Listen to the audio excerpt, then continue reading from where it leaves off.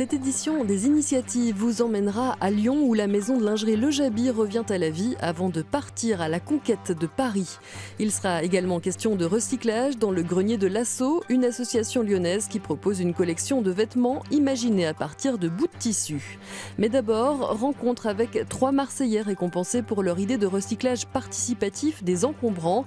Leur concept baptisé Smart Cycle a remporté le challenge EDF 10 projets pour le climat.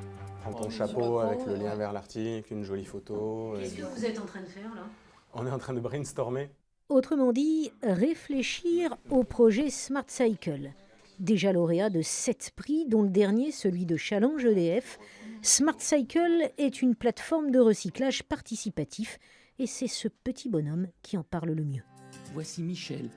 Il adore se balader en ville. Malheureusement, voici ce qu'il croise régulièrement. Télévision, électroménager, mobilier. Des rebuts urbains pour lesquels certains ont imaginé un avenir. Voici le mode d'emploi de ce projet qui pourrait bien concerner tout le monde. En une photo et quelques clics, Michel transmet la localisation des objets sur la plateforme. Ils sont ensuite mis à disposition des utilisateurs et des partenaires Smart Cycle. Pour mettre en application leur projet, Ségolène doit trouver des partenaires. Plusieurs collectivités, dont ici par exemple Marseille-Provence Métropole, se sont engagées à réduire leurs déchets. Et Smart Cycle, ça peut être une bonne solution pour les aider à réduire notamment leur production d'encombrants. Louis réalisait un blog et Daniel finalisait l'application pour mettre rapidement Smart Cycle en pratique. On a toujours besoin de financement, de sponsors. Il nous faudrait aussi une zone de test pour voir un petit peu concrètement comment ça se passe, notamment dans leur processus organisationnel, pour la récupération des encombrants, par exemple. Car Smart Cycle pourrait fonctionner dès le mois de décembre. Actuellement sur les réseaux sociaux, un jeu permet de financer ce projet déjà très primé.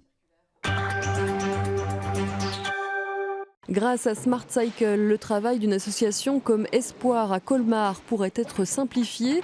Ici, une dizaine de personnes en contrat aidé font la chasse aux encombrants dans les rues de la ville pour les revendre ou les démanteler.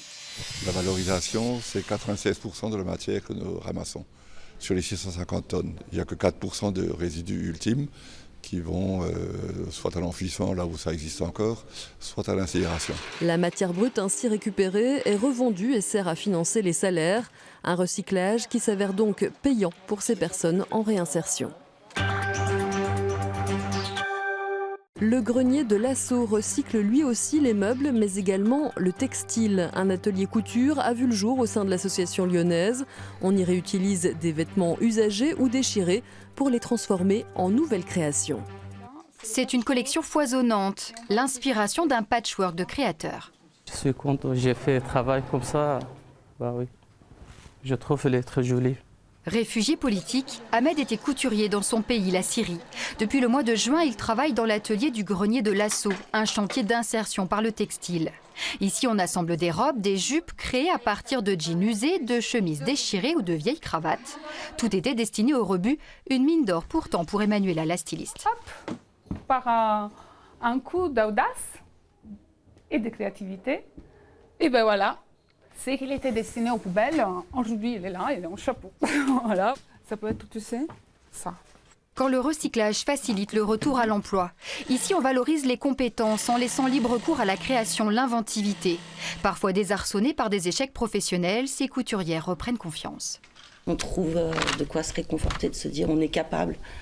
Parce que c'est ça, parfois, on nous met dans une position d'incapacité. Et ici, on nous redonne espoir de se dire mais non, en fait, j'ai des valeurs et je crois en moi. Un atelier de création qui se professionnalise. Cette robe a été imaginée pour une entreprise lyonnaise. Pour personnaliser les uniformes de ses hôtesses d'accueil, elle a passé commande à Emmanuela. Le tissu est super et hyper confortable. Génial. Une première vente est déjà une promesse commerciale. Bien entendu, j'ose espérer qu'on lui fera beaucoup d'autres commandes parce que le projet plaît aussi à beaucoup de nos clients. En attendant d'autres commandes privées, l'atelier finalise les 400 pièces de sa collection. Chapeaux, écharpes, cravates seront vendus lors de la brocante solidaire annuelle du grenier. Et puis l'histoire d'une renaissance pour finir, celle de Le Jaby. La marque française de lingerie vient d'ouvrir une boutique à Lyon. L'occasion de redécouvrir des sous-vêtements conçus en Rhône-Alpes. Il s'offre une deuxième jeunesse. Aux commandes, Jean Dartuis, l'ancien patron de Paris Première. 7 h du matin, derniers aménagements de la boutique de lingerie avant ouverture. Les toutes dernières collections sont en place. Esprit Couture, Air du Temps ou encore Elixir, des noms évocateurs de la plus ancienne marque française de corsetterie. Son nouveau PDG a délaissé le groupe M6 pour relancer cette société. Nos investissements, ils sont avant tout dans les équipes. Il y a eu des très gros renforts, une nouvelle directrice de la création, directrice commerciale internationale, un responsable de la politique digitale. Et tout ça pour, avant tout, faire des beaux produits. 55 pièces composent un soutien-gorge. Les tissus, les fournitures viennent en majorité de France et en partie d'Europe.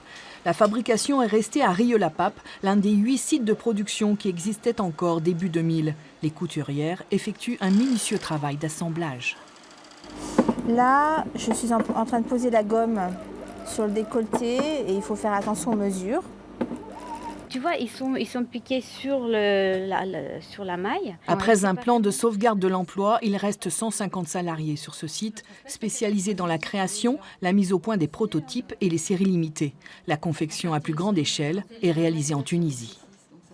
On a la chance d'avoir une maison qui existe depuis 1930, qui a une vraie histoire, un vrai vocabulaire, une vraie identité, parce qu'il ne faut pas oublier qu'on a quand même joyeusement contribué au grand moment de cette histoire de la lingerie en tant que maison française. 50% du chiffre d'affaires est réalisé à l'export. L'entreprise mise justement sur ces marchés, encore difficiles en Russie, mais prometteurs aux Émirats, en Amérique et en Asie.